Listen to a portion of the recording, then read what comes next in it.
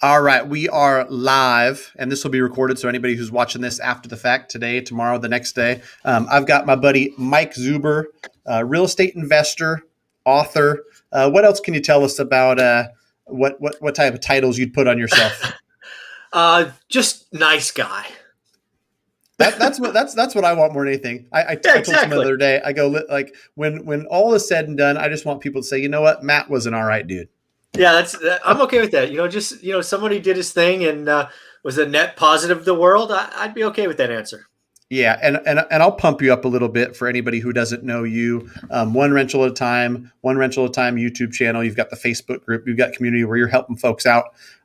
Without knowing the exact numbers, I Mhm. know that based on the rental portfolio that you've put together, you have enough cash flow every month. You don't have to be doing what you're doing. You don't have to be putting out videos that are educating folks, that are helping folks. You don't have to have the Facebook community. But what I've learned through meeting a bunch of great people through real estate and all this is that once you've kind of climbed the mountain, it's enjoyable to you. You Mhm. obviously enjoy helping people, or else you wouldn't Mhm. be doing it, because you certainly don't need the money. You're not starving, and so I think it's really neat, especially as a mortgage broker. When I talk to investors or I talk to people and I tell them, hey, listen, you'd be surprised at how much folks who are way beyond, way many more rungs above you on this ladder be happy to reach their hand down, tell you about how they got there, tell you about things they've done. And so that's something that I think that's what draws me to you and your channel Mhm. and your mission and all that. And I appreciate everything you're doing out there. Well, thank you for that. Yeah, it's real estate investing is kind of unique that way. There's lots of other industries as you get up the I don't know, the rungs or the ladder or with the steps. There's maybe you got there by stepping on other people, right? In real estate investing, you don't get very far if you have a scarcity mindset. You really do have to have an abundance mindset because it's your network equals your net worth. It's a people business. It's very little to do about math, right? It's the deals and all of that. So the people that I've seen last the longest have open hearts, open minds, are willing to help. Frankly, decades ago, people helped me climb the ladder, and at some point, you make a call.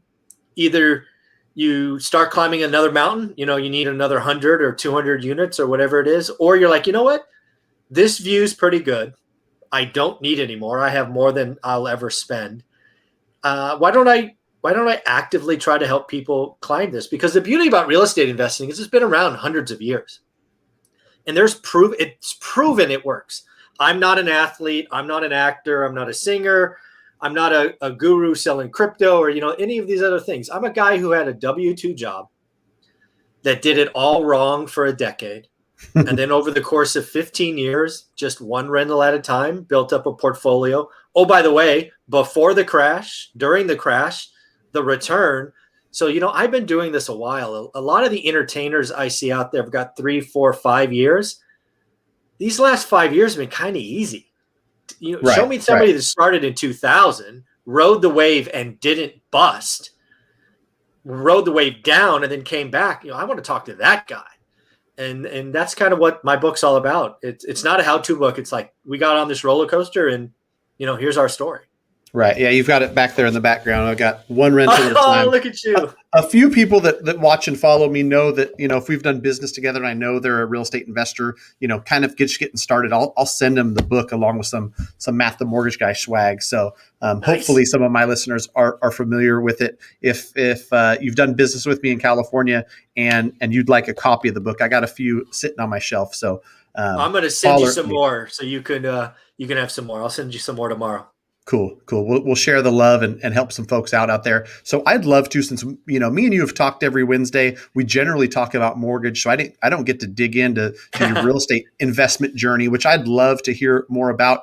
I'm curious because, like you said, me and you both, neither one of us has $1 million a year in YouTube income where we can just, throw that money at real estate. And Mhm. so for the average person who's, following a couple average guys like me and you, and they're like, hey, I want to build, one rental at a time. I want to add to my portfolio. give us a little bit about like your entry into it while you're working a W-2 job, Mm. and you don't have the ability to just go out there and buy 10 properties at a time. How did it all start for you? Yeah, so my journey actually is, it's so similar to today. I know there's somebody out there watching this that is me 20 years ago. Does that make sense? So basically, here's my story in a nutshell. I'm 29 years old. The dot-com craze is going on. Fully turned $7,000, which was my life savings at the time, into almost 200. It was like 197 grand or 196 or something like that over the course of like 18 months. And honestly, I started out as an investor, right? I did some research. I did what I thought Warren Buffett would do. I made some calls and I won, right? Like I went to the casino and I got blackjack. Well, that went on for a little bit. And then I got what I now call lazy. I got cocky and I started day trading. That too won. So, my whatever, now 7, then 40, then, soon became 80. Then I got really cocky, started day trading, started doing options and puts and calls and, all this crazy stuff. And I won again. And then the market turned, which it always does. And over the course of about 3 weeks, I think maybe it was 14 trading days, my 197 grand fell all the way to $40,000. So a lot of people like to say, congratulations, you turned 7 into 40. True. That's not how I look at it. I successfully turned 197 into 40. That's how I look at it, right? Is the glass half full or empty? So anyways, I'm sitting here with 40 grand. It's all cash now. I sell everything. I'm like, I'm an idiot. I don't know what's going on. I'm not Warren Buffett, because when you're sitting at 197 and you had 7 grand, and oh, by the way, nobody in your family's ever had 197 grand, and you're like, I don't know, I was like 24 or 26 or something. I was feeling myself. Right. You're sure you're going to get to 10 million. You're going to have 10 million by next summer. Dude, I had the spreadsheets. It's like, dude, all I got to do is half as well. And I was going to be like this gazillionaire. So stupid. So anyways, so I'm sitting there defeated. I feel like an utter failure. I remember walking through a Barnes and Noble because, again, I had a day job, right? I always had a day job. I busted my butt selling software. And I'm walking down the money or the investing aisle or the financial aisle or whatever it's called, and I see a purple book. Purple happens to be my favorite color. I pick it up. I see Rich Dad Poor Dad. The title just kind of hits me over the head. I'm like, I guess I got to buy this book. So I buy the book and I read it 12 times, 10 times, back, cover to cover, just like again. So it's just my mindset, introduces the concept. I never thought of rental properties. Dude, my parents were military, high school graduates. I didn't know what rental properties were. I mean, just never knew, right? So I'm like, ooh, I need me one of those, right? And then I go, how? And I keep reading Rich Dad Poor Dad thinking I missed the chapter. There's no how in the book, right? So I'm like, okay, well, I got to figure this out. And, sitting behind that sign right there is a whole bookshelf full of other books I've bought over the years, well over 150 or 200 books. So I figured it out. And, we start the journey. So I have 40 grand. And that's what our entire portfolio started with. That's all the cash we had. We successfully deployed that over about 3 years, about 2.5 years, into 3 houses in Fresno, California, Norris Drive on Terrace and Ferris. I don't remember the numbers, but I remember Norris Drive because it was the first. And that was our journey, right? So maybe we had more than most, but we didn't have piles of money. That 40 grand over the course of time and cash out refis and then 1031 exchanges, that 40 grand turned into 80 units in about 6 years. Wow. That's awesome. how it all began. Yeah. And that's the beauty of it, is that people I talk to are everyday people, and they see somebody like you who now, what is it, 180 units or so? I think I counted the other day because everybody asks. I think we're at 173 now. We peeled off a couple of doors late last year. Okay. Yeah. So 173, and it's like, oh my gosh, I can't get there. And you started buying 3 doors in 2 years. Yeah.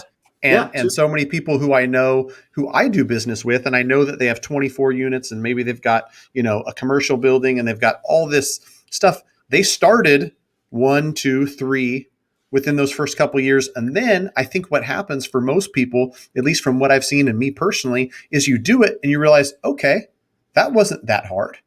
Let's try it again. And I think, me and you both follow Bigger Pockets. There's, some videos or some posts on there where they talk about, try to do one deal this year, two deals next year, and four deals the year after. You'll soon realize that 2 years from now, those four deals are easier to do than the one deal you did this year, just because you've gotten more knowledge. You've done more, and Yeah. you learn along the way, because the first step in most things is always the hardest.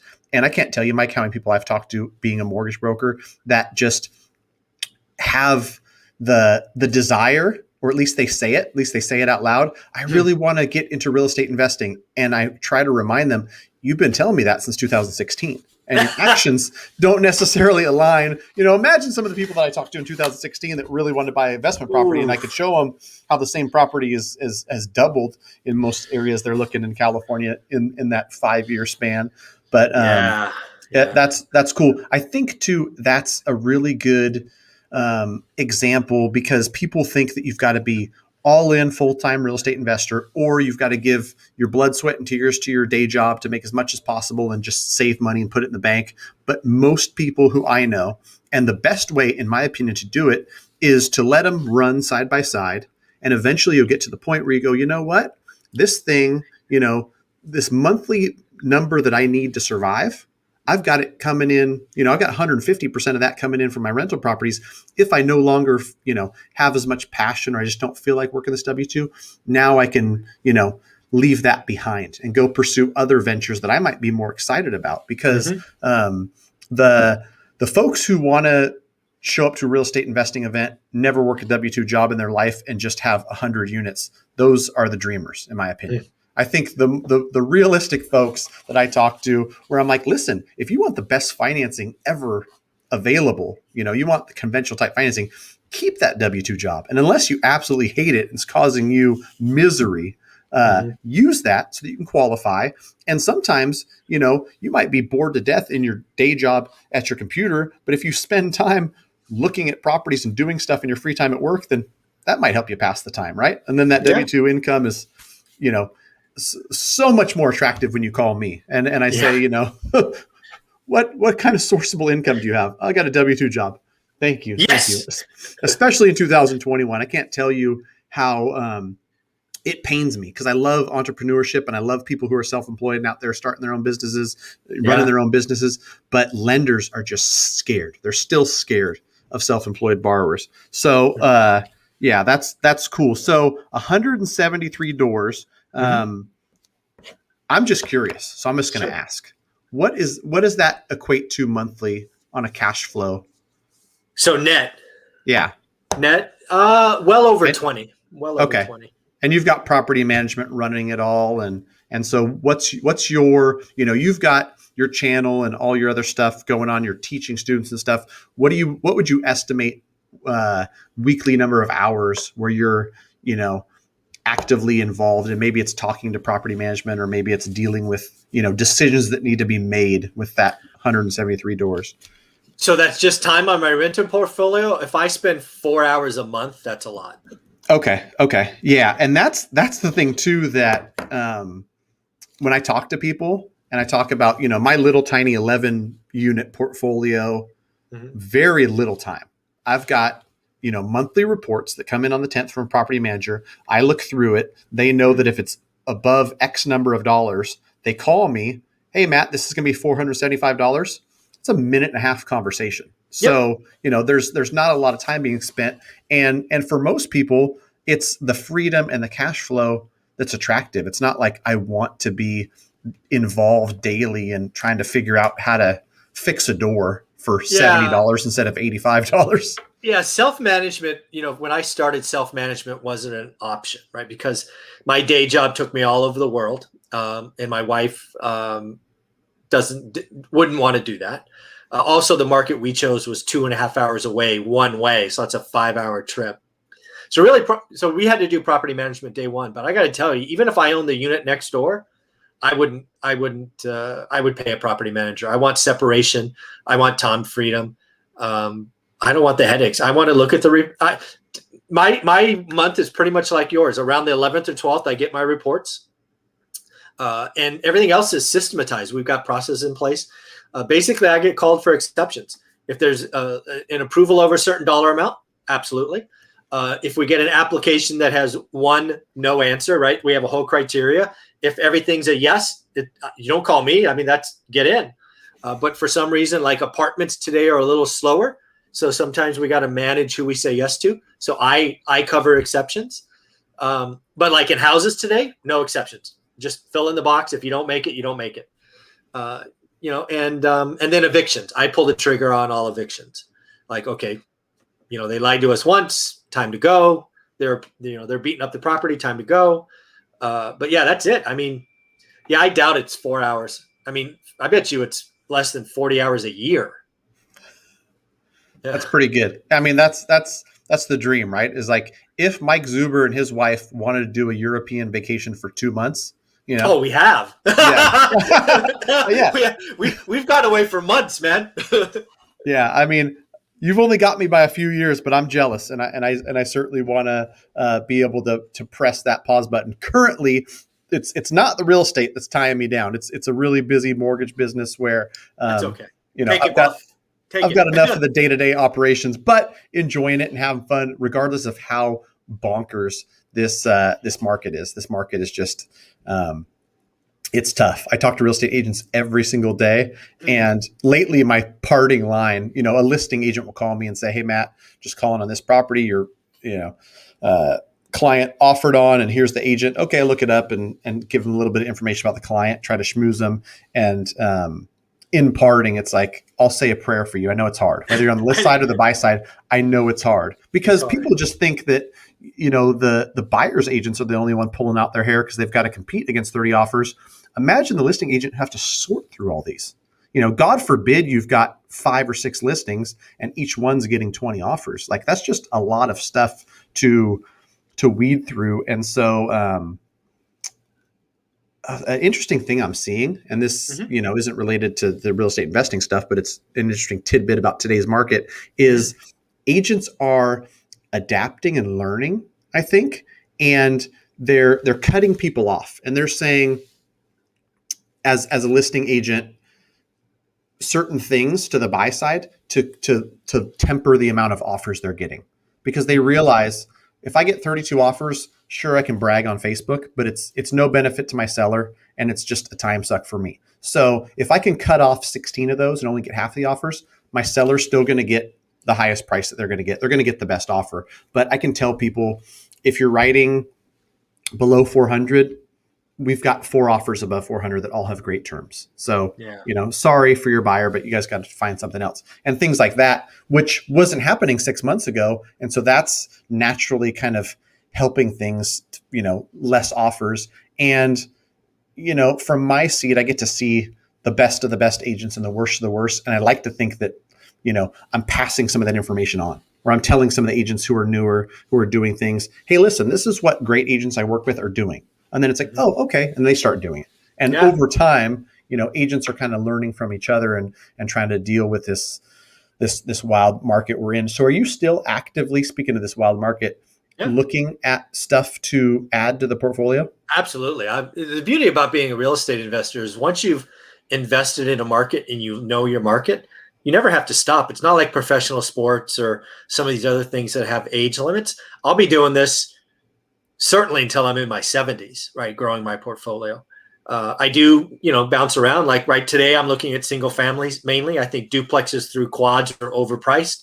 I think commercial family, meaning commercial loans 5 and above, have some interest rate risk that I don't want to participate in, and could be painful in the future. So I'm looking to add single family homes. I believe this crisis will be game changing for the single family home market. So I want to get as many single family homes as I can right now, because I think they're going to be a lot more valuable in 3 or 4 years. And I only buy with cash flow. So yeah. Right. I just want to say hello to a couple folks. Bill Neal, appreciate the excellent content. Thank you, Bill. Appreciate you being here. And James, salute back to you. If you guys have any questions, you want to throw it off us, we're just going to wrap and talk real estate and talk real estate investing. And then any questions that you guys have as we're live, we're happy to answer. That's something on what you just said about the 2 to 4 units you think being overpriced. Ryan Lundquist, who runs Sacramento Appraisal Blog, I had him on a few weeks ago. He keeps the best stats and comes with the best graphs.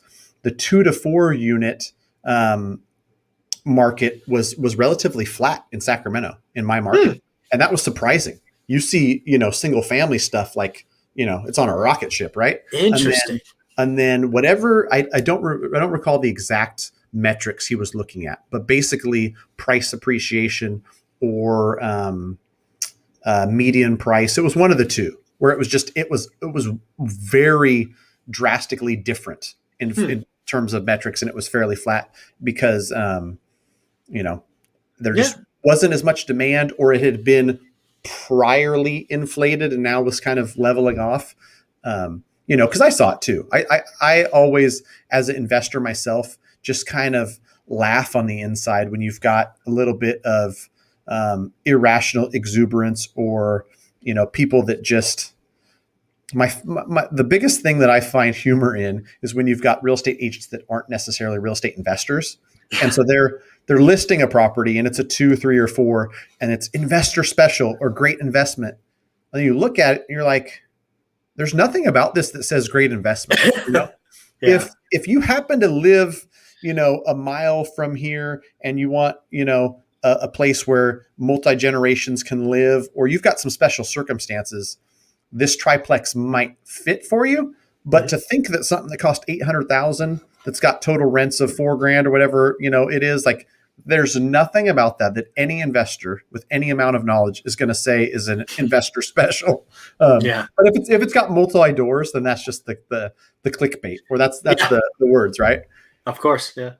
All right, we got a question on rates. Hmm. Could we see rates go lower due to outliers in the global economy since Europe has not really recovered? Um, I'm scared, like you are, about what you talked about this morning, where Jerome Powell went from, for years and years, we're going to do whatever we can. We're going to keep rates low. Don't worry about it. And then all of a sudden, like you pointed out this morning on your daily news, is you go from that to, no, probably not going to happen this year. Well, wait, Wait, yeah. That was, where did that come from? right. What the hell? Yeah. And so it'll be interesting to see, James, because, a lot of people are predicting rates going up. And then when you get some of the powers that be that actually control the levers that are pushing them down, saying, well, maybe, we'll see, they might go up this year. It's unlikely. It's like, hey, listen, you went from no Yeah. chance for years to Yeah. it's unlikely this year, like this Yeah. year that we're I, in. that was mind-boggling. He said that, right? Because again, he said we're not even planning to think about it, right? So Right. you're like years, and then he goes on 60 Minutes and goes, probably not going to raise this year. Yeah, that was not cool. But let's talk about what I see in this question here. There's a couple of things that I would talk about. First off, watching the global economy, James, is awesome because it is entirely interconnected. But when you say rates, the one thing that I jump out as is I think we're going to have to start to differentiate rates from investor loans and owner occupied loans. Because I think, as you correctly pointed out, Matt, 2 weeks ago on my channel, the rules kind of changed, right? FHA or Fannie or whatever it was only wants to do 7% investor loans now. And then boom, 3/4 of a point to a full point higher, like the next day for investor loans. So what I would tell you is I think investor loans are going up. I think the powers that be in the current administration want home ownership and are willing to sacrifice investors. So I could see for the first time in my career a real divergence, right? They always are higher, but they've always Right. kind of been, 65, 80 basis points, something like that. I think it's very likely we could be 1.5 point difference in the current administration. So I think the chance an investor gets a investment loan in the low threes going forward, you missed it. The time's over. That's something Right. I'd say. Yeah, I agree with that too, because these powers that be can kind of make whatever rules they want. No And kidding. if you want to make it easier for owner occupants, for people to buy a home that they're going to live in, you make the terms better, Yeah, and better simple. terms equals more folks. And I see a bunch of stuff out there that's talking about the rich getting richer and whatnot. If you want to stall investment property loans, you go from 3.5 to 4.5, and then bump it up to 5.5. And if Yeah, you're at 3% owner occupied and 5.5% if it's an investment property, you're going to see less people buying investment properties, because that's absolutely. something that I put up on my channel where I said, as an investor, does that change how you invest? The only way it changes is that you now plug that in, but now I plug it in and only 4 homes out of 100 make sense instead of 10. And so I'm offering on 4 homes Exactly. instead of 10, and less homes are being bought by investors. It's just, Yeah. it's inevitable. And I think that, to a certain extent, if you want to manipulate that, rich versus poor, and the guy that's already got 8 units going after his ninth and his 10th versus the person who's trying to get into their first house, Hmm. that's an easy way to do it.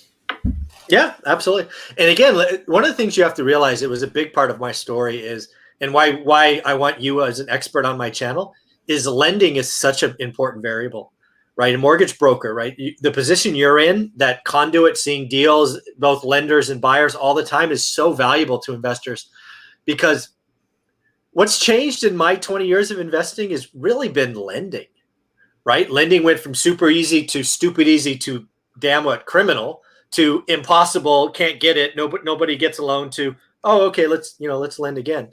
Right. And you've got to have a mortgage broker on your team. If you don't have a mortgage broker on your team as an investor, you're missing the boat. Right. And that's something that I'm going to dig into. Yeah, God, it's later this year. I don't know when, but there's some changes that are already in the works for like a QM patch. And I Mm. won't get into it because I got to do the research first, and I'll sound like I don't know what I'm talking about. But for all intents and purposes, I think lending is going to get harder.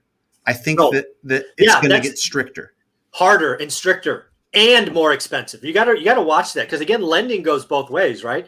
You could in theory have a 1% 30-year mortgage that no one can qualify for, right? Right. Just because Right. you have a low rate doesn't mean you get a lot of yes answers, right? You can tighten up the box. So that's again, lending, folks, you got to have a mortgage broker on your team, because they're going to give you the skinny on what's going on, right? Again, think about February. Now, maybe it was April of last year or March. What happened? The world shut down.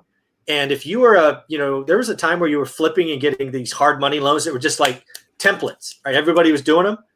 They turned off for like 6 weeks. There were deals that were like days away from escrow. Lenders Right. like, nope, not touching Right. that. Yeah, there was World just, docs in title where the lender's like, nope, nope, jumbo world loan, changed. don't want it.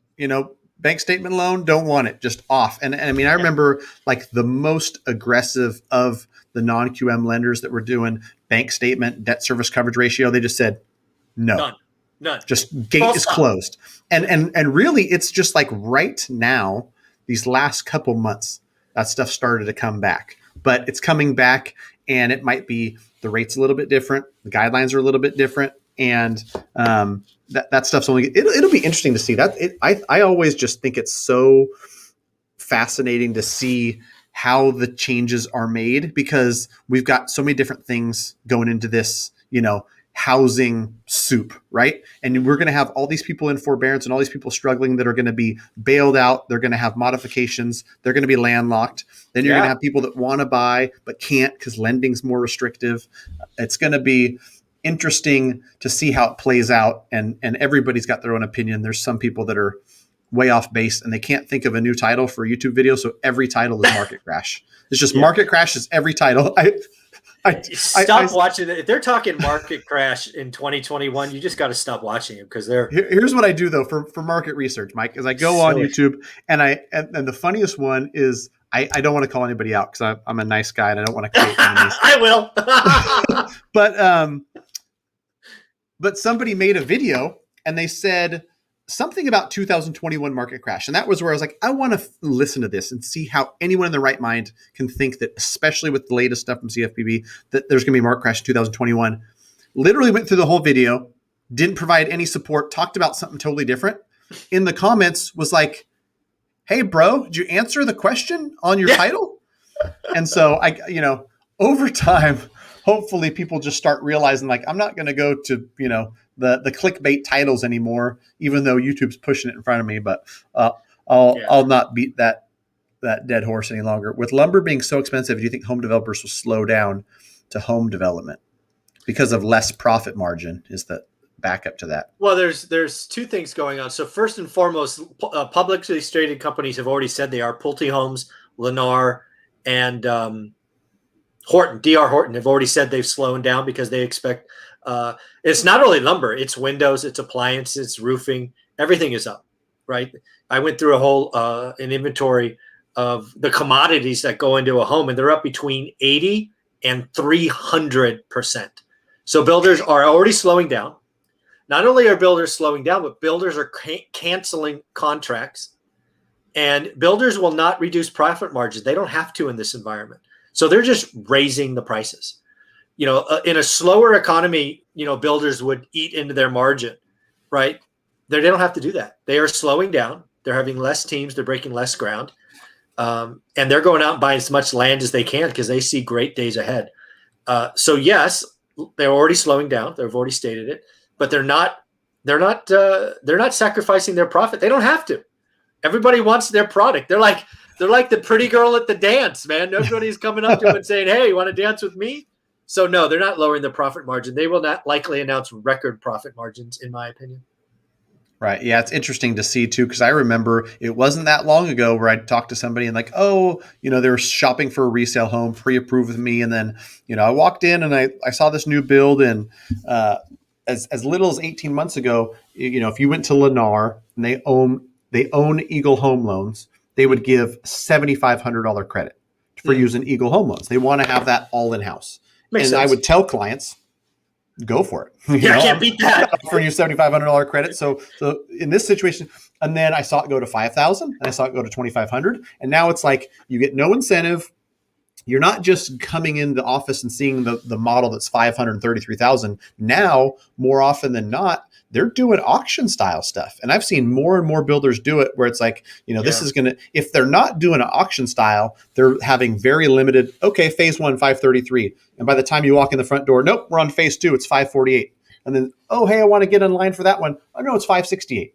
And people are like baffled that it was 533 and then 4 months later it's 595. But like you said, you've got the product that people want. So you're the pretty girl. You can choose, whoever is going to buy you the nicest drink is going to get to dance with you.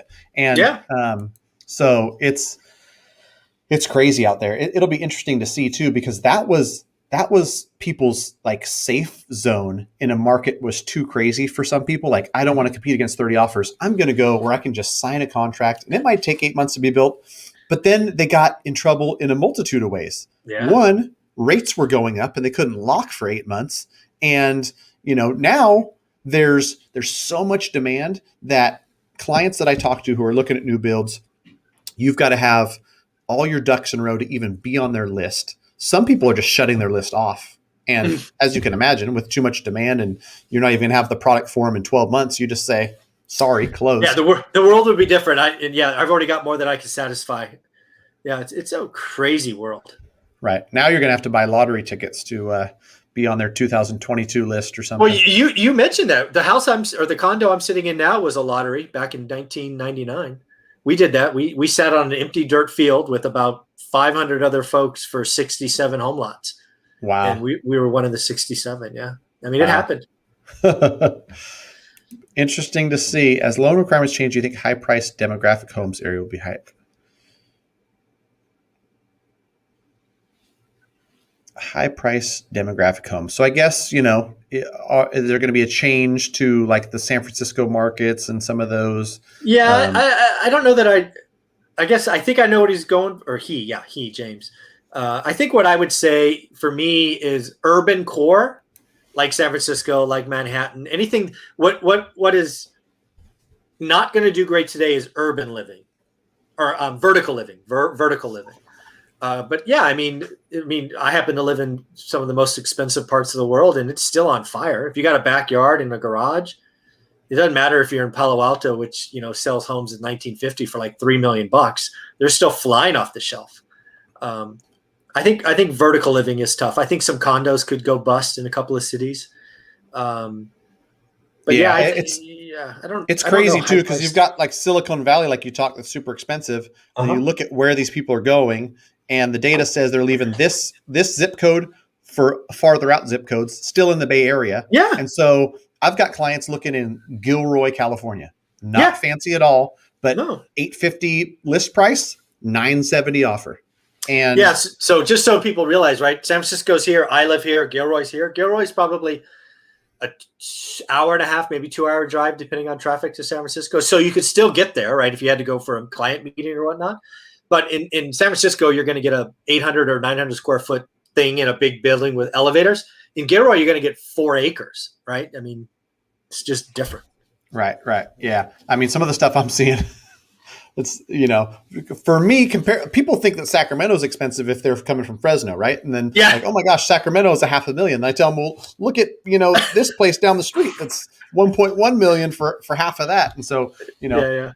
I think it will, it will be effective, but I don't think it's because of the loan requirements. To answer James' No. questions, like the people that are buying $1 million homes, $2 million homes, a lot of them, especially as you get higher, 2 and 3 million, those folks have exited a tech company, have $5 million in the bank. Yeah, they're wiring the money. They don't even call you. They're like, Right. where do I send the money? Right. Yeah. I mean, when you get down to 800 to 1.2, then I'm talking to people that they're engineers for Amazon, and they've got restricted stock options and whatnot. But the super high level stuff, they might be moving, but it's not a mass exodus. And I think that I've heard it plenty of times, and it makes all the sense in the world that you move from a place where the 1,000 square feet costs 3 million, and you say, okay, I can get 4 acres, like you said, and I could pay 1.5 million.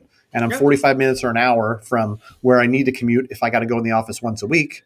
Yeah. And now that, people can do some form of remote work, some of them are going to move, but it's not like just a deserted San Francisco tech hub. Everybody just leaves.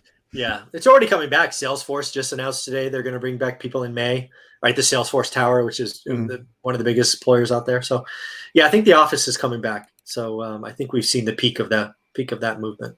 Yeah.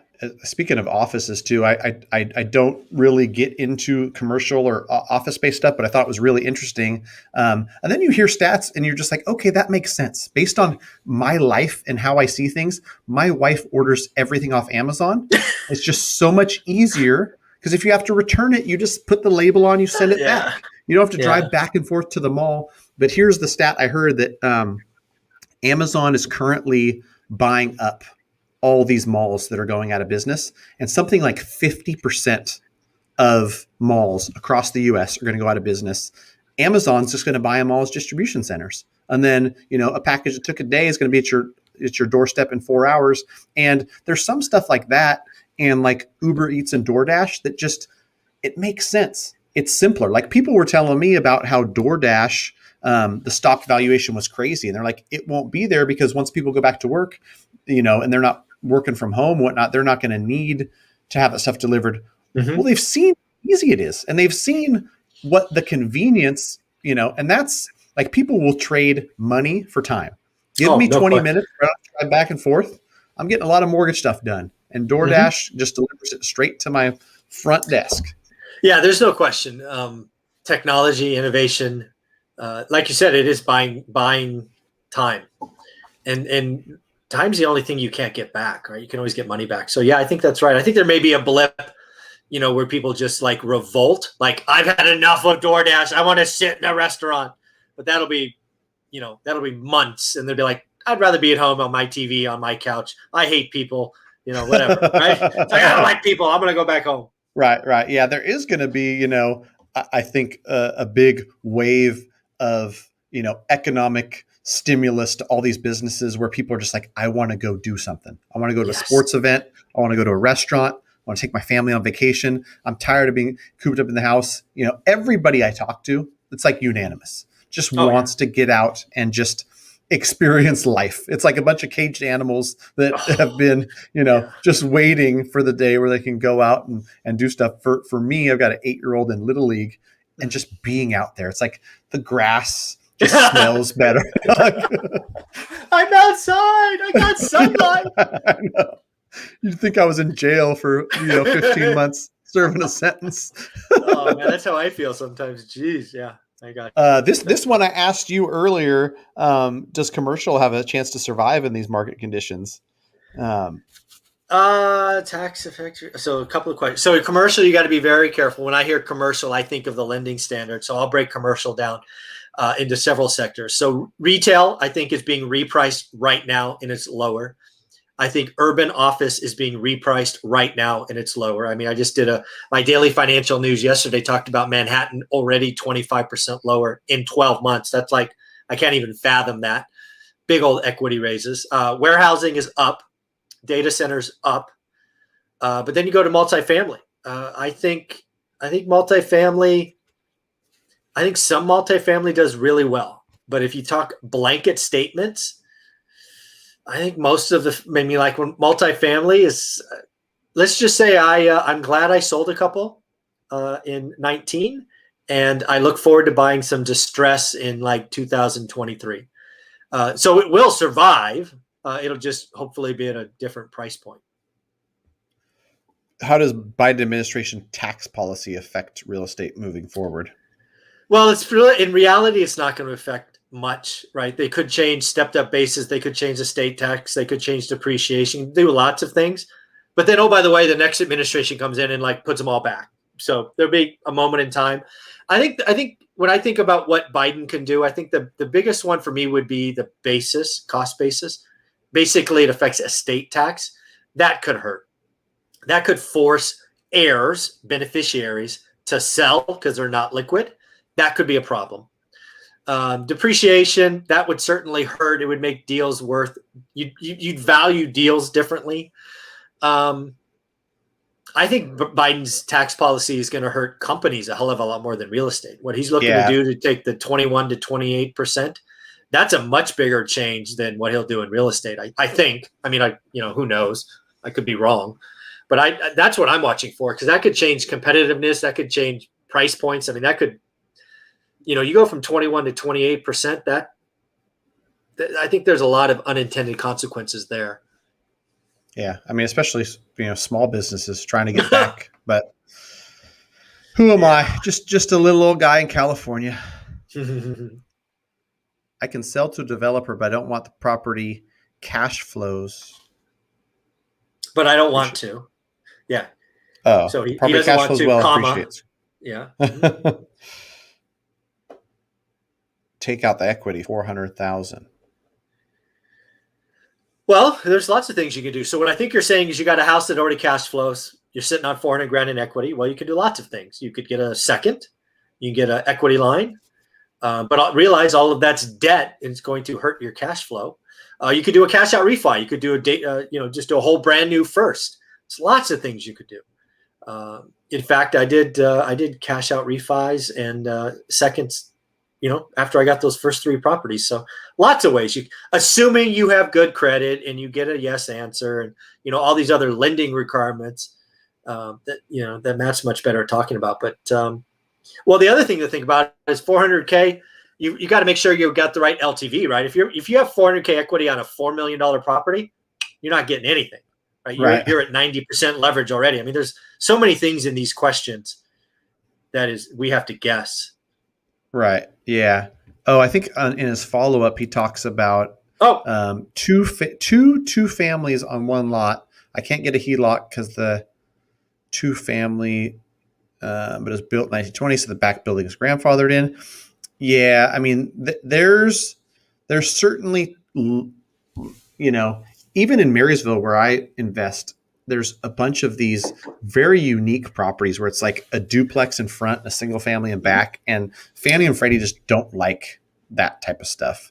You can't just call it a 3-unit and do like a loan like it's a triplex, for some of these properties and how they're built. So I guess too, like access to that equity is one thing, right? Where if you're dying on the inside because you've got all this equity, like I want to deploy it and I want to do something with it, and there's no other option but to sell it, then you have to make sure if it's going to be redeployed, that you 1031 exchange it, so you're not paying taxes on it. Yeah, but it sounds like also it sounds like he has a first mortgage on it. It doesn't sound like it's free and clear.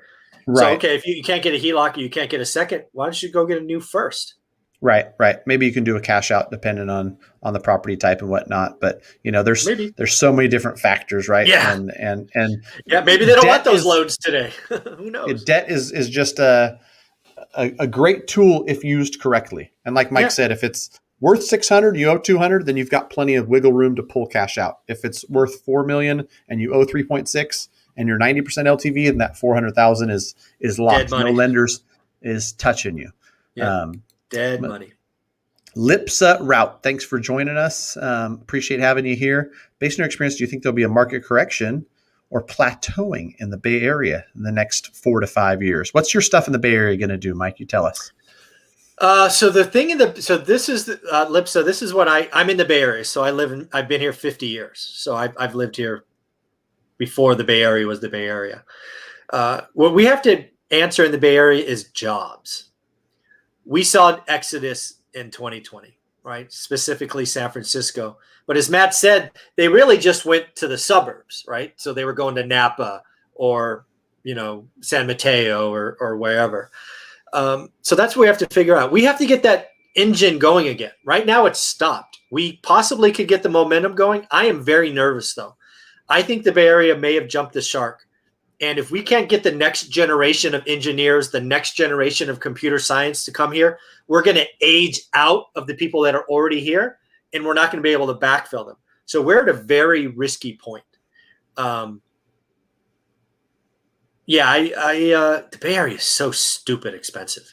I think 5 years from now, it's probably plus or minus 5 or 10% from where it is today. I can't imagine another 30% run up. I mean, it's already 1,500 a square foot or something silly. Right. So maybe it plateaus, and I'm with you too, where it's like, there's other states competing, Miami or wherever it is where the mayor's like, come tech folks, come people. Miami, we want to create, great. I remember even hearing of a tech hub in like Tennessee. And, well, Elon Texas, Musk is going, come to Austin, right? SpaceX, Tesla. Right. Yeah, San Francisco is at the Bay Area. Sorry, not to pick on San. The Bay Area, the Silicon Valley, which has made its bones. It took some licks last year, and right now with work from home, and by the way, companies like Google and Facebook, which are a mile from where I'm talking to you today, they're doing satellite offices in all these other states. They're like, don't come to the Bay Area, live where you are. So I am very nervous. Again, we need that next generation. And it's not coming right now. It could change. It could change in a heartbeat. But I am nervous for the first time in a long time for the Bay Area. Yeah. I'm not going to go buy a $2 million house there. I can tell you that. How many loans can you get? I hear 4 and 10. How many owner occupied loans can I get? Really enjoy the show. And book. Just purchased my second. Parker, thanks for being here. Another shout out for one rental at a time. We'll do it while we're on the subject. So thank you. I can answer the loan question because when you hear 4 and 10, some of the big banks, I think Chase and a couple others, they internally say we only want 4. We're not going to do 10. Fannie and Freddie will let you have 10. So most lenders aren't going to have additional overlays, and they'll do 10 loans for you. When you ask about owner occupied, you can only have one of those at a time. And when you say owner occupied, you say, hey, lender, I'm moving into this house. If you're not moving into the house and you sign a loan that says owner occupied, you're committing loan fraud. You'll get a different type of housing, and it'll be with orange, with orange. A cafeteria. You'll get new clothing. So don't do that. And I thought about this for a second, Mike, when we talked about how there is likely to be this widening between the terms. Owner occupied at very good terms. And then, if you're an investment property owner and you're getting loans there, right now it's not even that big. It's 3% and 3.5%. But maybe if it goes 3% to 4.5% or 3% to 5.5%, then unfortunately what I see on my end is people trying to bend this rule and say, oh, this is my owner occupied house. And I've got to be the gatekeeper. I've got continuing education every year where it just gets beat into me as a loan originator. If it sounds fishy, I've got a duty to report it. I have to report it. And I can tell you as a consumer, as someone who's getting mortgages, when you try to commit loan fraud, you get placed on a list. I've got clients who have told me, hey, Matt, I'm going to go live in Sacramento because it's closer to the Sacramento airport, and I fly to Texas every year. Or not every year, every month for work. And so I had a client who was going to move into a fourplex in Sacramento and Mm-hmm. leave a $1.5 million house in the Bay Area that he had lived in for 5 years. I didn't do the loan for him. He got that loan elsewhere. I know where he got that loan, and I checked in, and he is literally on a list that says Mm-hmm. we will not lend to that person because they tried to get away with occupancy fraud, and we caught them because it doesn't make sense. You Yeah. don't move from 3,000 square foot Bay Area to 450 square foot with 3 tenant neighbors in. It might even be plausible if it was in a good neighborhood. It was in a terrible neighborhood, and so Yeah. yeah, that's my rant on just don't commit occupancy fraud. I don't even want to talk to you if you're going to talk about that stuff. I've got a thriving business where my license is very important to me and my family, so don't bring that stuff to me, please. All right, I think I beat that one up good enough. Nice job. Nothing to add. Right, nothing cool. Yeah, but unfortunately, there's people that um, are going to see that owner occupied rate and just think to themselves, well, that's what I really want. My investment property is going to pencil at 3%, a lot better than it pencils at 4.5 or 5.5, or if those rates change. And so, Well, just think if they throw a $15,000 tax credit only for owner occupied. You know how much fraud you're going to have? Oh my God. I can only imagine. right, right. All right, Parker. I wasn't trying to beat up on you. I was beating up on the general public. And so, how many times can you get an owner occupied loan and then move out after a year and rent the home out? Here's what I'll say, Mm. because I certainly think this is like a good strategy. And if you do it correctly and you do it legitimately, I see it happen all the time. I remember I had a realtor that did a lot of business with Chinese families Mm-hmm. and would refer me a bunch of business. And they wanted their kids to buy a house every 2 years. And I looked Yeah. at a lot of them and looked at a lot of their net worth and how much they had built. And I thought to myself, well, that's not very bad advice, right? Some of these, Yeah. when you hit 30 and you've got 5 properties, you're in a great spot. And Yeah. so when you're 22, you don't need much of a house. You can buy a condo that's 500 square feet.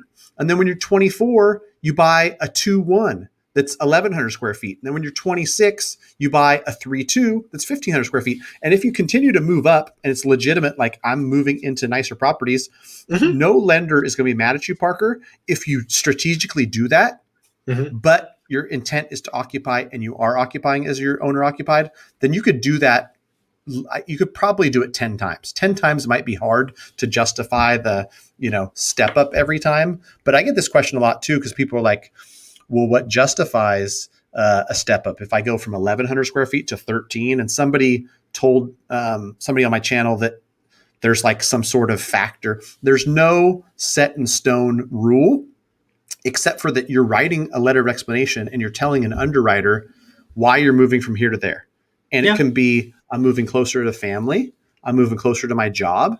The house is We had a bigger. kid. Yeah. My family's growing, and so all those that are legitimate, just do it legitimately. And I would say, Parker, that, you probably could do it more times than you would want to, but shoot, do it every couple of years for a decade and you're going to have 5 homes. You're going to have the best financing available. Yeah. I've personally known people that have done it 4 or 5 times, but that's in a decade. And it's always for legit. You gotta watch it. Fraud's a big deal, right? You don't want that. But yeah, they moved. They moved for jobs. They moved because they've had children. They moved for a better school system, right? Because you can be in one place when they're 2 or 3, and you want to be somewhere else when they're 5 and 6.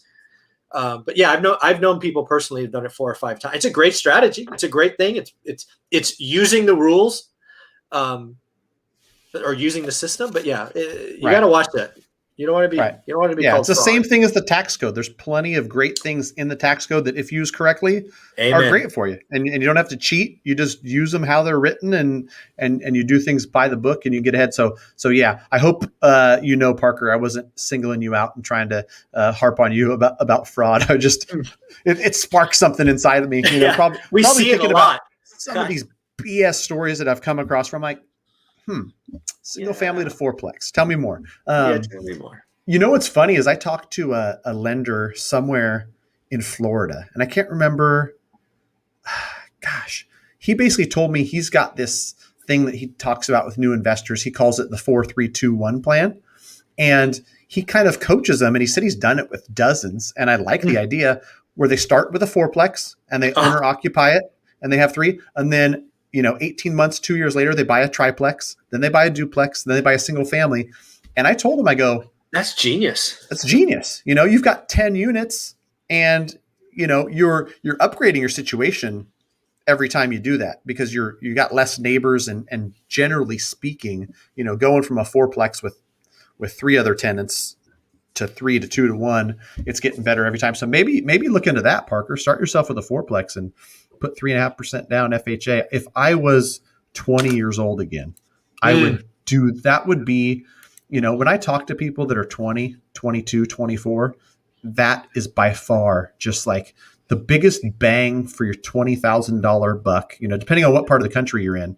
Oh You yeah. could buy a $400,000 property for, 3.5% down plus closing, 20,000 ish. Yeah, without And question. you've got I 3 rental properties, a place to live, and then when you move out, you've got 4 rental properties. And the thing appreciates over time. Your tenants pay it off. There's probably not anything greater I can think about that's in my residential mortgage space than that fourplex. And that was something that was interesting in the stats from my buddy Ryan Lundquist, was the 2 to 4 owner occ FHA. Like mm. that over the last 2 years has gone up. Yeah, this house hacking, bigger pockets really pushing that. I mean, it's I mean, I can't imagine being a graduating high school or, a second, third year in college, getting a fourplex. Just talk about launching your entire financial future. You get on the property ladder.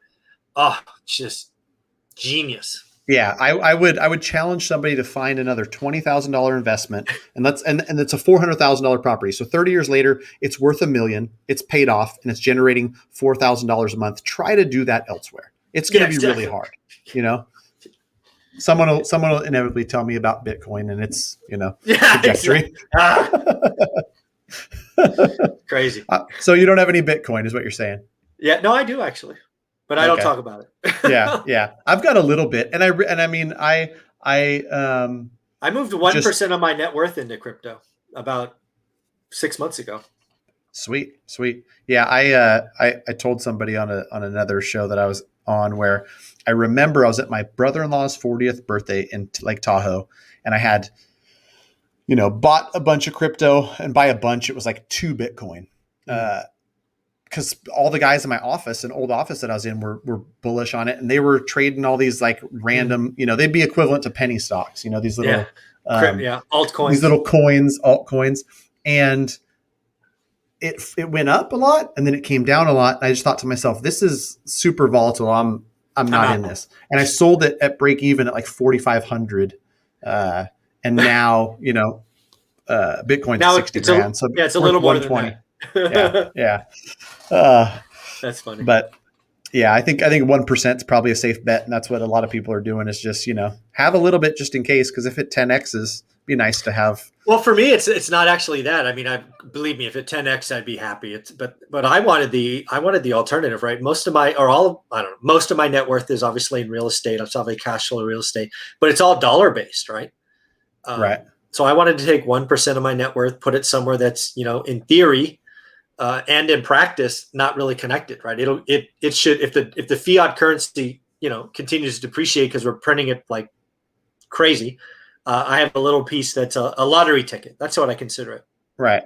Yeah, a little bit of a hedge. Yep. And I'm not adding to it. I don't look at it. It's just there. It's fine. Cool. I'm curious. We got away from your investment journey and your portfolio, but what are those 173 units worth? Top line, I've never added it up. Yeah. It's got to be 25-ish, probably. Okay. 23, Okay. 25. Yeah. The only time I look at that stuff is when I have to fill out a freaking financial statement for a loan. Right. Yeah. I think it's just. It's not one of those things I look at, right? I'm just doing it to pay my bills. And Right. Yeah. I mean, I just think it's really cool when I talk to people about real estate, and you think about the power of real estate, how you can control this really big number in real estate, and by using leverage, buying your primary at 3 or 5% down and buying these other properties and letting them appreciate, the the net worth just accumulator on Hmm. autopilot, where it's like, hey, I'm not doing much for that house down the street, but every year, $25,000 in equity, Hmm. $16,000 in debt pay down, this much, is just is compounding and growing. I mean, in Yeah. a market like we're in, where it's crazy, you can say, oh, my net worth went up $2.5 million just Yeah. because prices went up 10%. That's pretty cool. Yeah, just to make sure, I don't want anybody to mishear what I said. That was value of the portfolio. That wasn't less debt. That was total value. So just Okay. Right. full disclosure, I have debt Yep. on those. It's nothing. Right. I have some free and clear, but not a lot. What do you think? What do you think you're at LTV wise? 50 or 60? I would say today we're right around 60, probably 55, 60%, somewhere in there. Okay.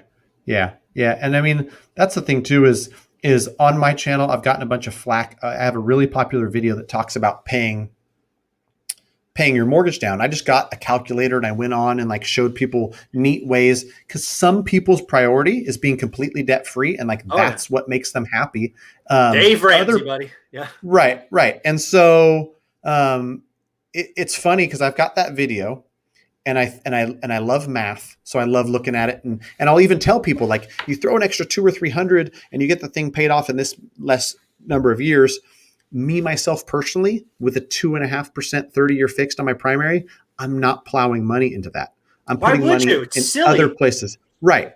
But the funny part is that there's so much controversy in the Oh, comment section on that, because it's like, well, you're going to put it in a low cost index fund, you're going to gain 7% over the years. I'm like, listen, bro, like, not every single person just is going to take it based on ROI. Some stuff makes people feel good, and good for them. Do whatever makes you happy. If you want to build a 200 unit portfolio, do that. If you want two houses, do that. If you want to pay it off in full, do that. If you want to leverage and buy 10 in 3 years, do that. There's no one way to do the real estate thing, and there's no one way yeah. to build wealth. Well, I think there's something else I want to say here. And again, while let's just call it 65% today, LTV, whatever it is, it doesn't matter. What I wanted to say is that when we were starting this, the first 4 or 5 years, I bet you we were 90% LTV, right? It's a different lending environment. We were Right. getting firsts and seconds. What I really have come to realize, and it's in the book, was the first 5 years is about building a broad foundation so that when the tide rises, all your ships rise. And then right before we got ready, or yeah, Olivia had already retired. I got ready to retire. We started repositioning debt. We took all our fourplexes. We levered up to 70 or 75% LTV, and then we paid off a bunch of houses. Because why? I lived through the last crash. I remember the nonsense that could happen. So I wanted to have a big little pile, free and clear, that nobody could come get. Did that on purpose. I want to sleep at night. There's no way in hell I would be 90% LTV. I probably can go ladder up everything I own to at least 75. But you don't need cash today. The bank doesn't pay anything. Right. So yeah, it's like, no, I'd much rather sleep at night and be lower LTV. Right. Yeah. And that's the thing too, is like, you don't base everything on math, where it's like, Yeah. oh, hey, listen, Mike, did you know that if you pulled out 2 million out of all these properties and went and bought this, you can add an extra 10 million. It's going to spit off this. It's not all math. Some of it is sleep good at night. And if it was all math, nobody would have any money sitting in savings accounts right now, because those are paying 0.01%. Yeah, Um, exactly. I'm going to answer Irina's question. Irina, thanks for joining us. I realize your struggle, because every day I'm talking to self-employed borrowers, and that's what you're referring to here with a 1099.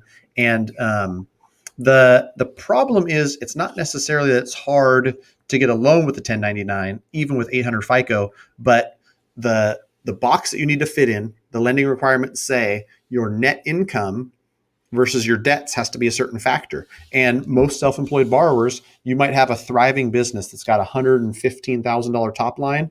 You've got legitimate write-offs, where at the end of the year, you've got 19,000 in net income. That's what you're paying taxes Yeah.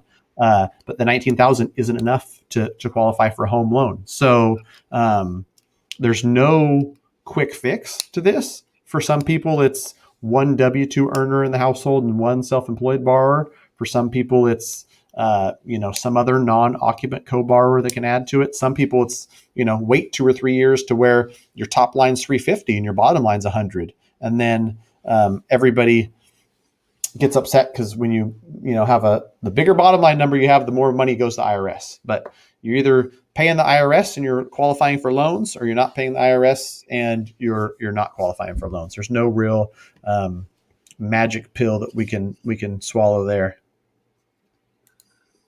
What LTV ratio would you keep if you were 24? I can't justify putting more cash down.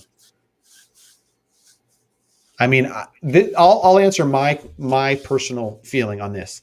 Parker, depending on your whole financial picture, if you've got a great stable job, if you've got money in the bank, if you're stable in a lot of areas, put 5% down when you buy your owner occupied house. And no one's going to be mad at you for being 95% levered on that house. As Oh yeah. you grow and you add more, the banks right now won't even let you be more levered on the investment properties, whatnot. On most investment properties, you're putting 20% minimum, and they really want 25%. So I wouldn't worry about that when you're young. I would just think about real estate from the perspective of the long game, and don't be the speculative investor that goes to a real estate meeting and it's like, oh hey, listen, I can buy this dilapidated house even though it's selling at a premium, put this much into it, flip, make this much money, turn that into that. I see it and I hear it and I just think to myself, this guy's not in real estate 2 years from now. No, they Versus shooting stars, they burn out. Yeah. right. So yeah, buy whatever you're going to buy. But like I said earlier, if you're young, I would look at real estate you're buying now as future rental properties. Even though you're going to live in it for the next 2 years, analyze it like it's a rental, whether it's a fourplex, a threeplex, or a single family. Look at it and say, what are rents in this neighborhood? Oh, 1,800. What is my mortgage payment going to be? Rents are generally going to go up. Your mortgage payment's going to stay the same. So if you move out in 2 years and that thing kicks off a few $100 and they're paying off your mortgage while you go and buy the next one, the best plan is to buy and hold real estate forever and never sell it if you bought it right. I don't mean to keep you here, Mike, because I know we agreed to an hour, but you just tell I'm me good. if No, I'm you've good. got to roll. Okay. No, I'm good. I mean, what I would tell Parker or anybody who's 23 or 24, get on the property ladder as soon as you can. If that's 3.5% down, it doesn't matter. Wealth is created by buying and holding assets. This whole talk about the rich own the goddamn assets. So do whatever you can to get your first asset. If you got 100% loan, more power to you. I don't care. Go own some assets. Get your name on a deed. Right. Yep. True story. Yeah. I always tell people too, like, you would think that more people will catch on. It's like every single wealthy person you ask if they own real estate, it's like a yes answer. They might own a business. They might be into stocks. They might have other stuff, but they own real estate. I wonder why. I wonder why, like, everyone with wealth and wealth transferring from one, generation to the next has real estate in their portfolio. I mean, it's not an accident. 10 properties free and clear, Irina, but they're almost all condos. Well, congratulations for having 10 of them free and clear. That's awesome. Yeah. I mean, for most people, that's awesome. I want to stand up and give you a clap, right? That's Very awesome. nice. I don't get the almost all condos though. There's nothing wrong with condos, assuming they cash flow. They do have HOAs and all that stuff, which is more like I treat it as a mortgage you can't pay off. But damn it, tenant free clear properties, congratulations. That's wonderful. I wonder, this is the same Irina that's 1099. I'm guessing that you've got a great accountant and you've got enough write-offs to where, well, these things aren't generating income on depreciation is wonderful. right on the tax return. And so it's hard for you to get a loan because you own a great asset like real estate where it's just you can be getting paid every single month, but on paper you're breaking even. Yep. How do you calculate net to debt ratio? I think you might have to clear income to debt ratio. Debt to income ratio? Yeah, debt to income ratio. I think that's if you're talking about debt to income ratio, Mario, I had an example on another video where for simple terms, and I'm sorry if you're in Ohio and $10,000 a month seems like a crazy income, but we'll call it $10,000 a month as income.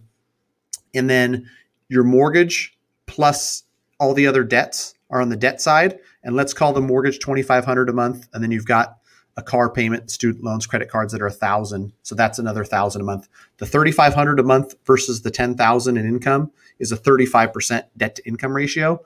You want to keep that below 45. Some programs allow you to go to 50 or 55, but like I said, it's getting stricter. And I think that like what's coming later this year is they're going to start to inch that down to 43. And you're going to have 43% of For that, sure. back end ratio. And what some people don't realize is that there's a front end and a back end. And when I say front end ratio, the 2,500 mortgage payment versus the 10,000, that's a 25% front end. Then you add the debts, and you got a 35% back end. I've got people that are like, hey, listen, I'm debt free, Matt. So I should be able to go up to 4,300 a month payment on that $10,000 a month income. Not necessarily, because the front end is going to start, hitting a ceiling depending on the program. Right now, I'm seeing stuff 39, 40 getting approved on the front end, but that could come down to 36. If I were to guess where the sweet spot is or where you want to be for lending the end of 21 and into 22, 36 front, 43 back, and I would just use that as a general rule, because you don't want to be in a position where you're over leveraged anyway, or in a, Yeah, you don't want to lose sleep. Yeah. It's funny too, because after a couple great years in the mortgage industry and my business is flourishing more than ever, my itsy bitsy little mortgage payment on, the house I live in, the neighborhood I grew up in, it provides me a lot of peace of mind knowing that, a lot of stuff could go wrong and I'm going to be all right. That's awesome. Some people in my office have bought $2.2 million homes in the last few years, and I won't name any names, but scary stuff. Yes, sir. You can't get mortgage on a condo. That is not true, Irina. Yeah. I wonder what type of condo you're talking about. Because I have several, and they all have loans. Yeah, and I've wrote quite a few. What's funny is I had a video today, condo versus single family, on my channel, where I've seen it, and it's a function of the market. People start off looking for single families, and they're like, oh. Yeah. I didn't realize I can't afford a single family right now. Yeah, I'm going to start looking at condos. I gotta go over here. Right. And so my whole video was like, here's a couple things to look out for, because there's some differences. If I tell you you're approved up to 400,000, and then you say, okay, I'm offering on this $400,000 condo, I go, hold on. Yeah, time out. $450 a month HOA. That's changing what you qualify for. So now we're at 340 with that big old HOA built in there. Yeah, what you might be talking about if they have a busted condo. Like there's a condo association in Fresno that I own a couple on that they don't do Fannie and Freddie loans, right? Because right. It was a bad development, and I think there's some, whatever the term is, like non-warrantable condo or something. Yeah, that non-warrantable. Yeah. But most condos are all good. Yeah. Okay. Yeah. So you must have. I'm guessing. I'm an accountant and a real estate broker, and she's saying she can't get a loan. I've never heard of that. I don't know about. She's in Cleveland, where they cost 30 or 40 grand. Oh, I wonder. It's the limit. Yeah, I think it's the loan limit. It's not the loan. It's not the condo. Yeah. Nobody wants to write a $26,000 loan. Dodd-Frank, blame Dodd-Frank. It is unprofitable for most banks to do loans under 50K. So right. It's not the fact that it's a condo. It's the fact that it's $30,000. That's a very different conversation. Sorry. I misunderstood what we were talking about. Yeah, I know. I was thinking to myself, like, I wonder if it's like some vacation thing or like special circumstances, but price point. Damn it. Price point. It's funny too that whenever I mention cheap real estate, I'm like, if you're in Ohio, disregard that. It's like, okay, I'm in Cleveland. Yeah. I'm in Cleveland where it's 30, 40 grand. Yeah, Dodd-Frank made it, all the regulations made it unprofitable to do loans under 50K. Did you do any of this fancy depreciation acceleration stuff? Because I don't. Nope.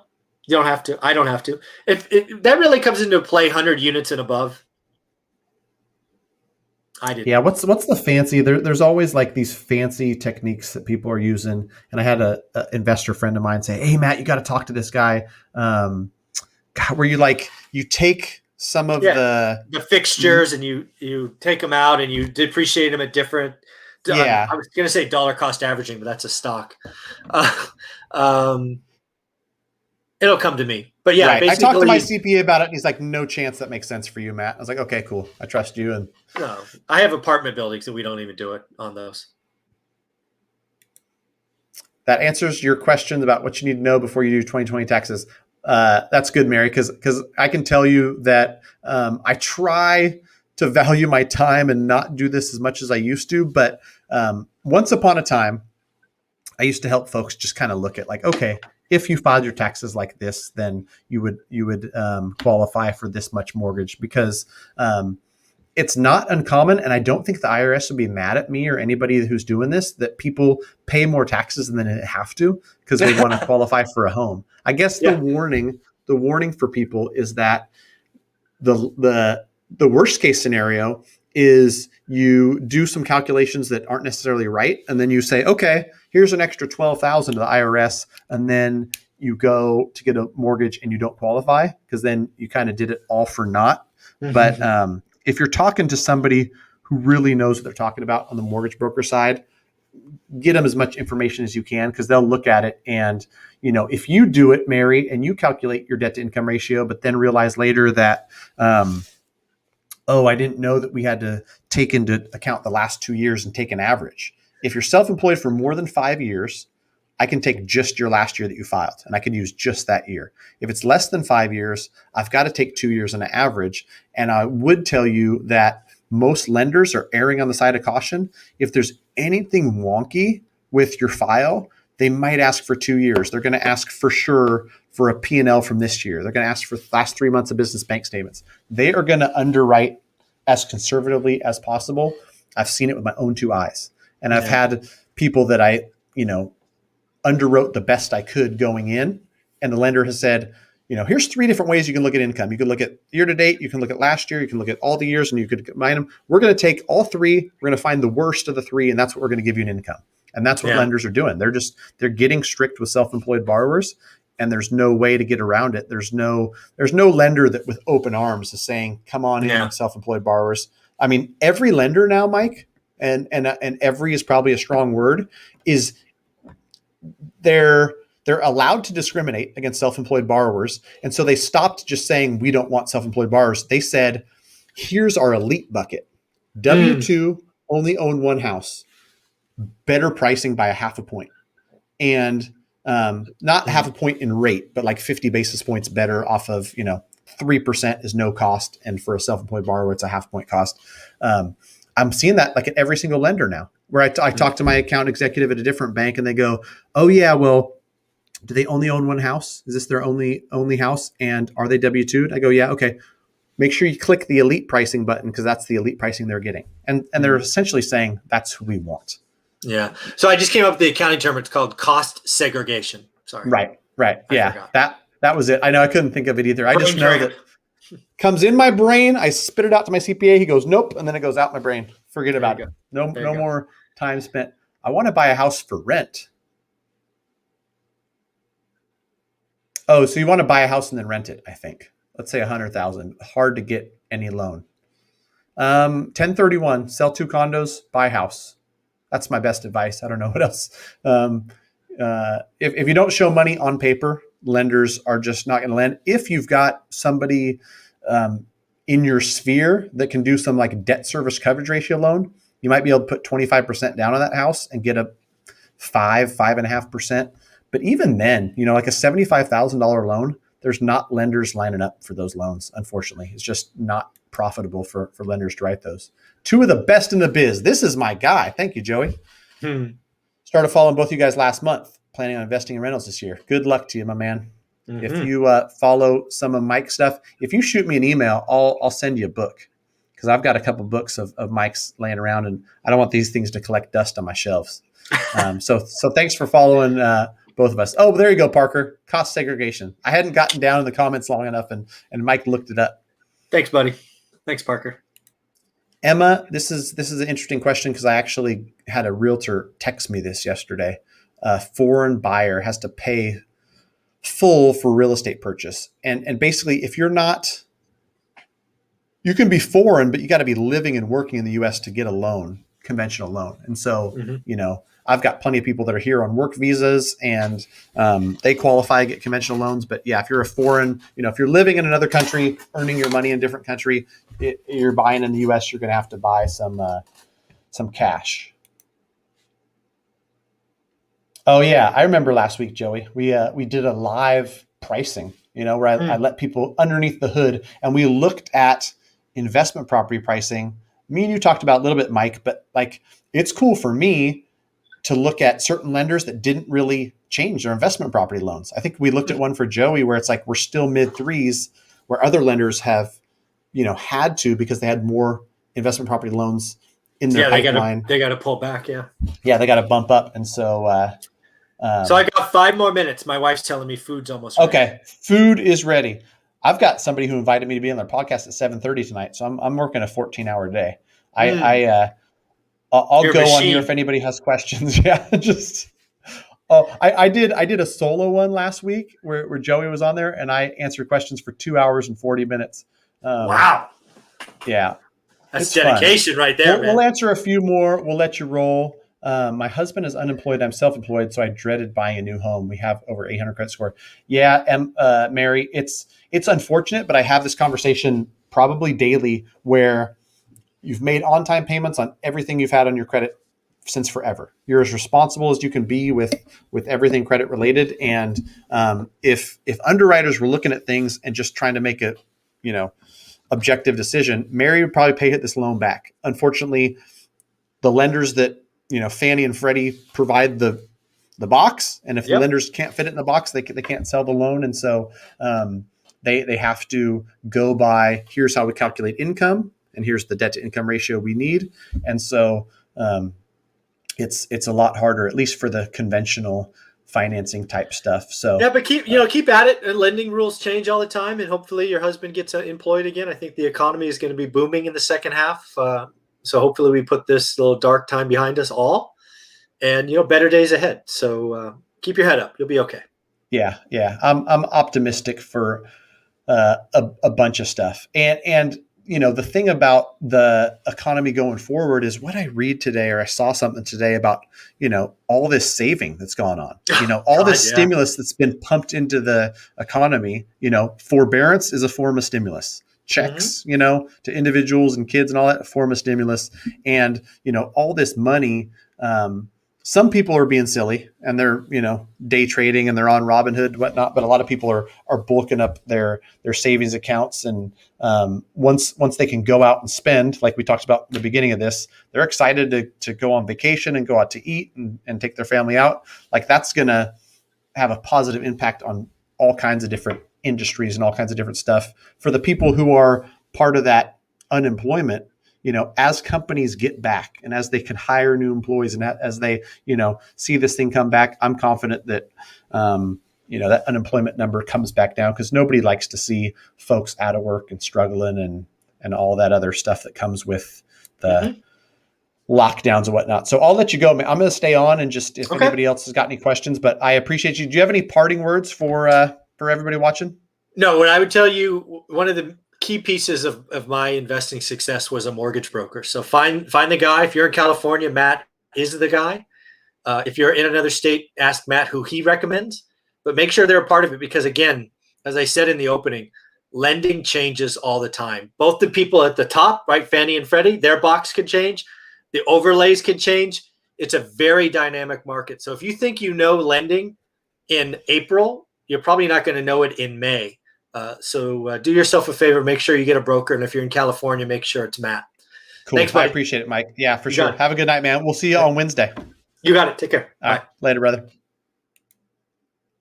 All right, cool. I'm going to stick around for probably another 20 minutes. Then I'm going to take a quick dinner break before I go join my buddy on a podcast later this evening. Can I use a VA cash out refi to pull 100% LTV? I would then live in my house for a few months after closing.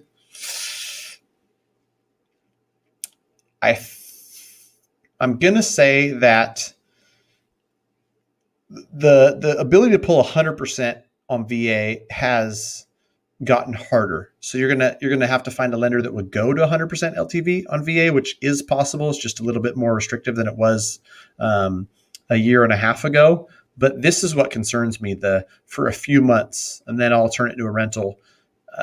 Like FHA, your intent is to live there for 12 months when you do a loan, whether that's a purchase or whether it's a refinance.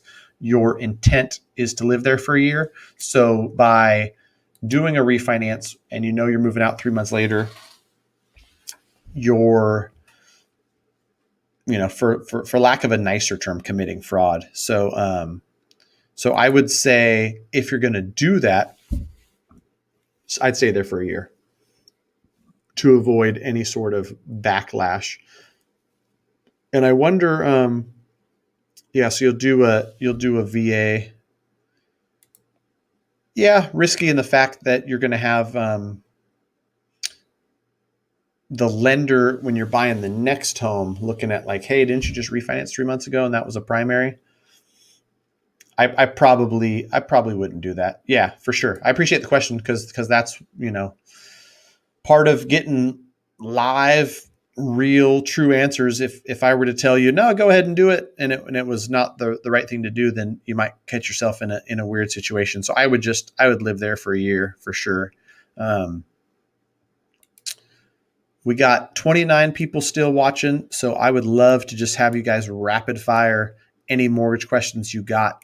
The thing about, like Mike said, where having a good mortgage broker that you like and trust is that not only do mortgage guidelines change, but you could literally Google something and get 5 different answers, and all 5 of them are wrong. I come across this all the time, and I want to, help people avoid bad information all the time. I've got somebody out shopping for houses, getting into contract. They don't even qualify for a loan. They're not even close. They shouldn't be offering. Nobody should have pre-approved them, but they got bad advice, whether that was online or with a mortgage originator who's new or just doesn't know. So fire away. How much is the difference between a purchase interest rate and a refinance interest rate for a similar property?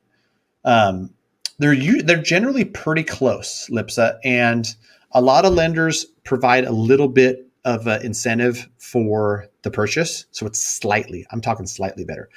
I might price a purchase, and everything's apples to apples, right? Where the refinance is 75% LTV, and so is the purchase.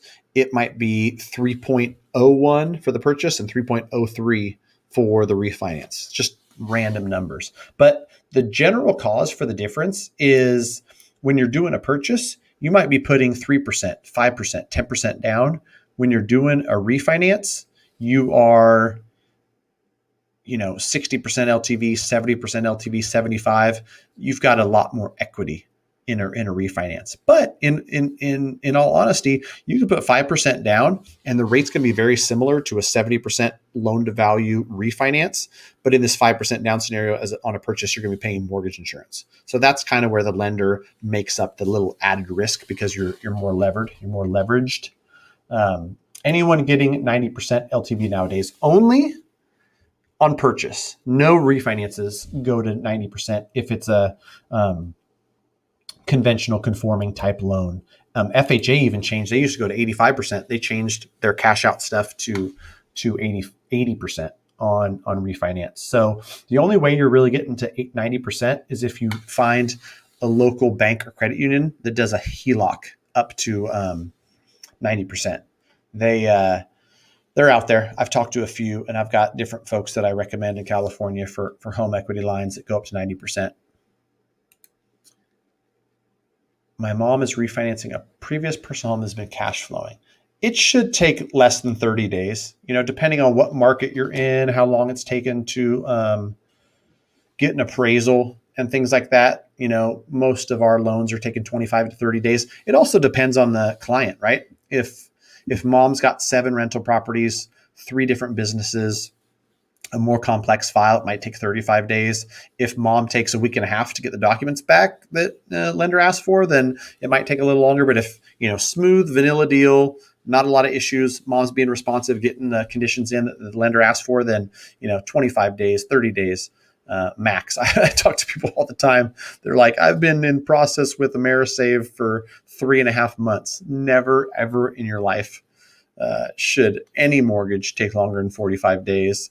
The most complex of complex deals I've had have, gone for 60 days when we've got to, weed through 17 properties owned and 19 different businesses and all the complexity of that. But yeah, 30 days. I'd count on 30 days.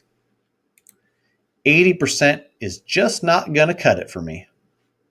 I'm not sure. Oh, as far as, I think you're talking about VA. If you're talking about VA, you should be able to go to 90. Talk to a local broker. If you don't have a great one in your state, shoot me an email. I'll connect you with a great broker. Matt, the My apologies. mortgage. I couldn't hear what you said. I wasn't talking to you, Siri. I.com. Shoot me an email, T. Olson. I'll connect you with somebody in your state. We'll see what they can do. Irina, you know who you should connect with in Ohio? Win the House You Love. Type in Win the House You Love. He's got a YouTube channel, Kyle Seagraves. He's the man. He's the man in Ohio. He will connect you with somebody, no doubt, in Ohio that will take good care of you. A cash out investment refinance. It's been almost 2 weeks since her initial app, and she hasn't gotten rate quotes.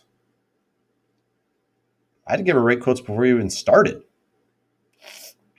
That's just me. Yeah, that's scary too. Like here's my general thing, Joey, and not everyone's going to do business exactly how I do it, but for somebody who's out there to serve people and I've got nothing to hide and I'm transparent, I have people tell me their scenario. Somebody contacted me today and they want to look at rate and term refinance. Send me a mortgage statement. Tell me what your credit score is. I'll send you an Excel spreadsheet that looks exactly like a loan estimate. Here's the rate. Here's the fees. Here's exactly what it looks like. If you like it, proceed.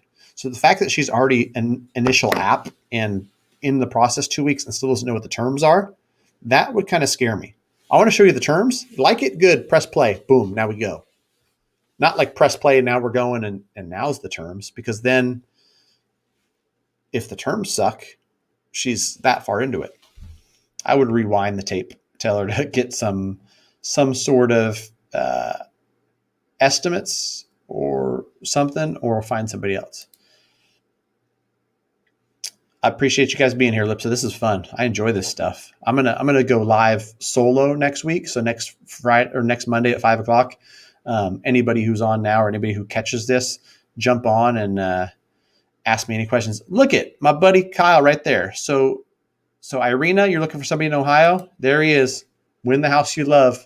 Kyle Seagraves, the man, the myth, the legend. This guy will connect you with somebody great in Ohio, no doubt. Hey Kyle, if you're listening and if you're on here, I had somebody earlier talking about condos in Cleveland that only were 30 or 40 grand. What's the lowest loan amount you could do on a condo? Because I think that's what we were running into, is she couldn't do a loan because the value just wasn't there. The loan amount wasn't big enough for whatever lender she was talking to. I'm curious, if lenders out in Ohio have $50,000 loan minimums. In California, it's got to be a $500,000 loan or it's no go. Just kidding. Oh man, I got jokes. I'm getting tired. I'm a little loopy. So thanks, Irina. All right. Do you think the mortgage rate will drop a bit, stay steady, increase in the coming months? I always go back and forth on this, Lipsa, and I think that right now we've been in a good spot where we're fairly stable, fairly flat, right about 3% for some of the owner occupied vanilla loans that I'm doing.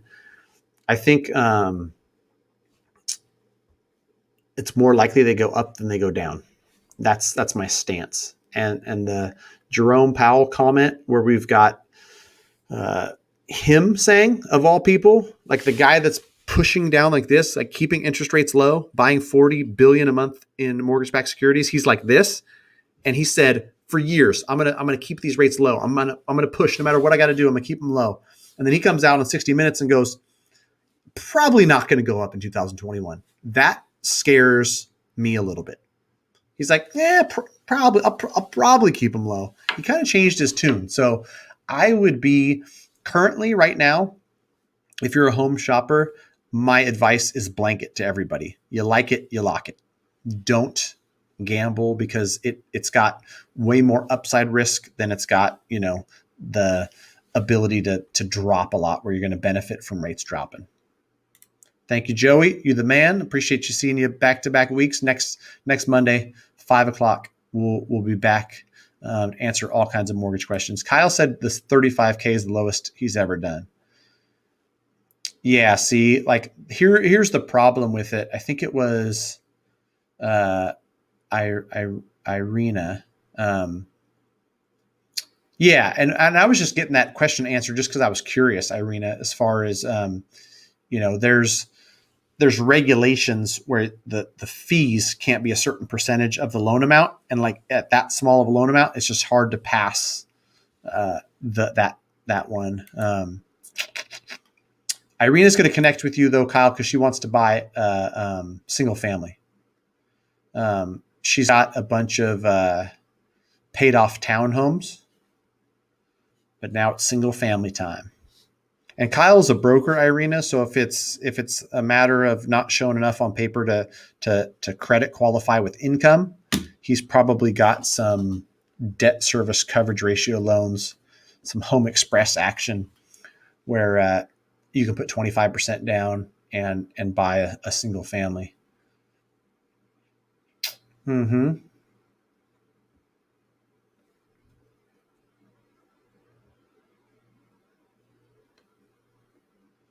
All right. I think I'm going to wrap this up. I got about an hour. Oh, sweet. There you go. Text Kyle. Irina, he'll set you up in Ohio. And Kyle, 2:30 my time, Pacific Standard Time, 5:30 your time, Wednesday. We're going live. We're going to talk to some title people. We're going to answer some stuff on your channel. So either catch me next Monday at 5 p.m. on this channel or catch me 2:30 Pacific Standard Time on Kyle's channel, Win the House You Love. This guy has all the answers that I don't have. I only can have so many.